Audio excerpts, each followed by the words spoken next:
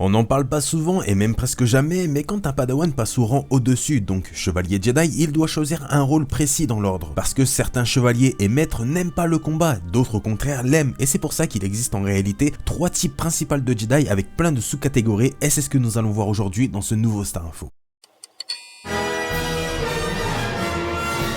Comme dit juste avant, quand un padawan devient chevalier Jedi, il doit choisir, enfin, plutôt la force doit le guider vers une des 3 branches principales qui correspondent à la pensée et à la manière du Jedi. Il y a les Jedi gardiens, les Jedi consulaires et les Jedi sentinelles. Dans chacune de ces 3 branches existent des sous-catégories, vous allez voir, je vais tout vous expliquer. Commençons par la base, donc la première branche, celle du Jedi gardien. Ce sont les Jedi qui sont faits et qui aiment le combat. Par exemple, si la République est attaquée, ce sont les Jedi gardiens qui sont remis en première ligne de défense contre les attaquants, pareil dans une guerre. En gros, ce sont les défenseurs de l'ordre Jedi. Et vous savez, le fait de dire que le sabre laser est l'arme des Jedi vient au final d'eux, puisque ce sont ces Jedi qui utilisaient le plus souvent leur sabre laser, vu qu'ils étaient en quelque sorte l'armée et la police de la République. Mais attention, ils ne protègent pas uniquement la République, mais bien d'autres lieux où ils sont appelés à l'aide. Les Jedi gardiens sont reconnaissables à leur sabre laser de couleur bleue. Mais si vous avez envie d'avoir une autre couleur, c'est bien sûr autorisé. C'est juste que le bleu pour les gardiens est un signe de fraternité entre eux. Voilà, là je vous ai expliqué les bases du Jedi gardien, mais dans cette branche existent des sous-catégories de gardiens, vous allez voir. On commence par le soldat de paix Jedi. Ils sont spécialisés dans tout ce qui touche à la sécurité de l'ordre Jedi, mais contrairement aux gardiens de base, les soldats de paix, eux, ne sont pas mis en première ligne dans une guerre, puisqu'ils sont plus là pour des tâches du genre arrestation de criminels, calmer les foules s'il y a des manifestations, parce que oui, même dans Star Wars il y en a. En gros, c'est un peu des policiers. Ils sont là pour éviter les événements violents, d'où leur nom, soldats de paix Jedi. À la différence des Jedi gardiens qui sont appelés partout où leur raid est demandé, les soldats de paix gardent uniquement les endroits qui sont sous la direction de la République. On enchaîne avec les Jedi snipers, mais ne vous faites pas d'illusions, ils n'utilisaient pas de fusée de précision, mais bien leur sabre laser uniquement. Les Jedi snipers étaient toujours postés en hauteur du monument qu'ils devaient garder, par exemple le temple Jedi. Ils utilisaient la force pour améliorer leur vue et surtout pour utiliser leur sabre laser à distance en le lançant. Ils sont vraiment spécialisés dans le lancer de sabre laser, c'est vraiment les maîtres en la matière pour ce genre de truc. Ils étaient très rapides, ils pouvaient sauter et courir très vite sans forcément l'aide de la force, uniquement par habitude. Ça c'est la classe. On passe rapidement avec la sécurité du temple, qui sont en fait les soldats de paix, mais uniquement sur Coruscant et précisément le temple Jedi qu'ils surveillaient en général. Attention, toutefois, ne confondez pas ces Jedi avec les gardiens du temple, qui n'étaient pas encore créés à l'époque, et surtout, les gardiens du temple n'ont pas le même entraînement que les autres Jedi. Voilà pour tout ce qui est sécurité du temple Jedi. On reste toujours dans la branche du gardien Jedi avec les pilotes Jedi.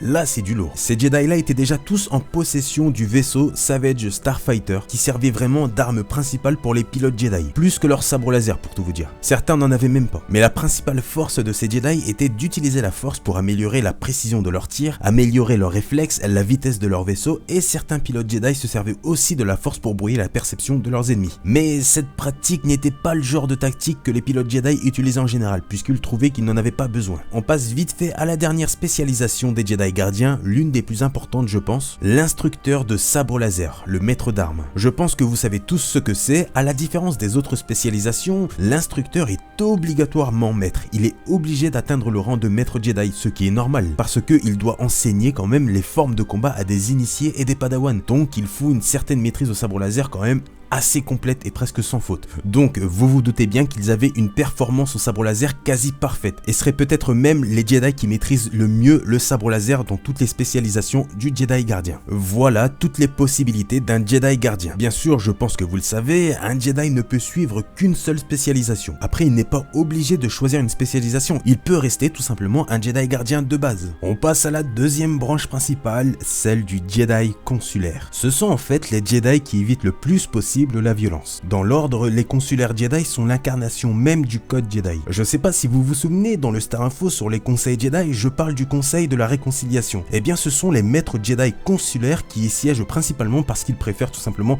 régler les conflits avec des mots et non avec la violence. Les consulaires ont une très grande connexion avec la force qui leur permettent dans un combat, s'ils n'ont pas le choix bien sûr, de n'utiliser que que la force pour combattre sans forcément sortir leur sabre laser pour éviter le plus possible la violence. Les consulaires portent en principe tous un sabre laser à lame verte qui signifie pour eux tout simplement l'empathie, mais comme pour le gardien c'est optionnel, vous pouvez avoir une autre couleur si vous le souhaitez. Voilà, on passe maintenant rapidement aux sous-catégories du consulaire comme sur le gardien. On commence par les prophètes Jedi, ce sont tout simplement les Jedi les plus en raccord avec la force unificatrice, capables même de voir les êtres liés par elles-mêmes. Grâce à leur grande connexion avec la force, ils sont capables de sentir certaines choses qui peuvent être dans d'autres lieux éloignés, mais leur plus grande particularité, c'est de voir très clairement dans le passé et dans le futur. Il est même dit que grâce à leur lien très fort avec la force, les prophètes sont l'atout le plus précieux de l'ordre Jedi, dû au fait aussi qu'ils auraient une meilleure représentation de la prophétie de l'élu. C'est pas rien quand même. On passe rapidement aux Jedi guérisseurs, qui eux, contrairement aux prophètes, ont une connexion précieuse avec la force vivante, qui leur permet tout simplement de guérir et surtout sauver des vies. Mais dans une guerre, ce sont malheureusement les plus vulnérables, puisque ça peut être en grande partie grâce à eux, et surtout grâce à leurs soins avec la force, peuvent renverser le cours d'une guerre. Donc ils sont indispensables pour l'ordre. La plupart des Jedi guérisseurs s'occupent du corps médical Jedi, mais ça reste avant tout des maîtres Jedi ou des chevaliers. On enchaîne avec les Jedi chercheurs, qui comme leur nom l'indique, sont spécialisés dans la recherche de diverses données aux archives. Les chercheurs, attention, figurent parmi les Jedi les plus intelligents de l'ordre. Donc faites gaffe, ne vous moquez pas d'eux. On passe aux Jedi ambassadeurs, qui sont tout simplement spécialisés dans le domaine de la justice pour la République galactique, mais surtout pour l'ordre. Ce sont les Jedi les plus civilisés par rapport à l'ordre Jedi en général, mais surtout les plus proches de la politique. Donc les fans de politique dans Star Wars, je sais qu'il y en a beaucoup, ce rôle est vraiment fait pour vous. Prochaine spécialisation, les Jedi diplomates, qui sont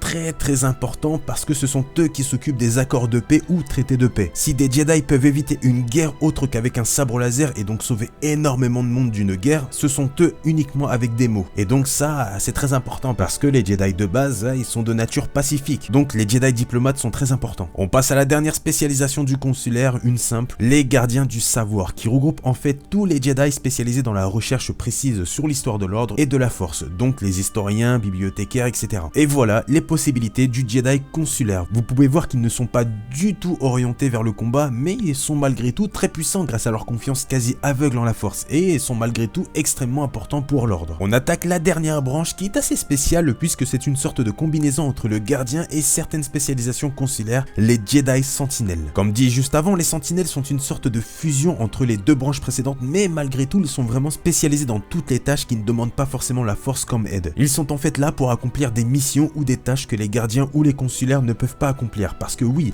les Jedi s'y connaissent niveau combat au sabre laser, la force, etc. Mais par contre, tout ce qui touche à la technologie, le piratage d'informations et tout, c'est pas vraiment leur truc, et c'est là que les sentinelles rentrent en jeu. En gros, ils ne comptent pas toujours sur la force pour réussir leur mission. Les sentinelles sont souvent très discrets, mais surtout très tactiques, et ne se servent presque jamais de leurs sabres laser qui sont tous de couleur jaune de base. On va passer aux spécialisations des sentinelles qui sont plutôt simples et rapides à expliquer. On commence par les pirates Jedi, je pense que vous savez dans quoi ils sont spécialisés, le piratage d'informations. Ces Jedi sont capables d'infiltrer n'importe quel réseau sans se faire attraper, et tout ça très rapidement sans l'aide de la force. Mais ils peuvent très bien l'utiliser pour brouiller par exemple des caméras de surveillance ou avoir des infos encore plus vite. Mais ils n'ont principalement pas besoin de la force, seulement de leur capacité de piratage, un peu à la Hayden Pierce dans Watch Dogs. On enchaîne avec les Tech Jedi, qui sont un peu plus polyvalents que les pirates, mais sont principalement spécialisés dans toutes les technologies avancées dont les autres Jedi ne s'intéressent pas forcément. Ils ont le don de démonter, mais surtout réparer tout ce qui leur passe sous la main, mais leur plus grande capacité c'est d'utiliser un pouvoir de la force nommé le Mechu Deru, qui permet de comprendre et d'analyser rapidement les complexités de diverses technologies sans forcément les connaître de base, la grande classe. On passe à l'expert sécurité Jedi, ce sont en fait des Jedi spécialisés dans les pièges. Ils peuvent repérer rapidement grâce à la force des pièges cachés, mais même sans la force, attention. Ils peuvent aussi les désactiver, neutraliser des alarmes silencieuses sans souci, mais ils peuvent aussi infiltrer les complexes les plus sécurisés. Donc si vous devez infiltrer l'Empire, prenez un expert de sécurité Jedi avec vous, vous n'allez pas le regretter, croyez-moi. On attaque la dernière spécialisation, les plus respectées des sentinelles, les ombres Jedi, qui sont spécialisés dans l'anéantissement du côté obscur sous toutes ses formes. Grâce à leur discrétion, ils peuvent s'adapter à différents rôles pour atteindre leur objectif, un peu comme un espion, mais en plus avancé. Les ombres Jedi sont très strictes, et pour eux la mission passe avant tout, parce que le côté obscur lui est très dangereux et n'a pas lieu d'être. La plupart des ombres Jedi sont invisibles aux yeux de certains membres de l'ordre, donc faites très attention. Et voilà les amis, ce Star Info touche à sa fin, on peut voir au final que les Jedi sont très diversifiés et ont chacun leur style, mais respectent tous, quoi qu'il arrive, le code et les coutumes Jedi. Dites-moi vous dans les commentaires quelle branche préférez-vous et quelle spécialisation. Attention, vous n'avez le droit qu'à une seule réponse, comme pour les Jedi. Mais ne vous inquiétez pas, il n'y a pas de mauvaise réponse. Enfin bref, moi je vais vous laisser là-dessus, j'espère que vous avez apprécié ce Star Info. Si c'est le cas, n'hésitez pas à me le faire savoir avec le petit like les amis, c'est la petite récompense, ça fait toujours plaisir pour le travail fourni. Donc je compte sur vous à commenter encore une fois pour me dire votre spécialisation préférée, tout ça, et vous abonner à la chaîne pour ne rien manquer des prochaines vidéos. Je vous remercie vraiment pour les 22 000, ça fait super plaisir, vous êtes vraiment énorme, c'est un truc de dingue. Bref, moi je vous laisse, je vous dis à plus tard, prenez soin de vous et à la prochaine Jedi.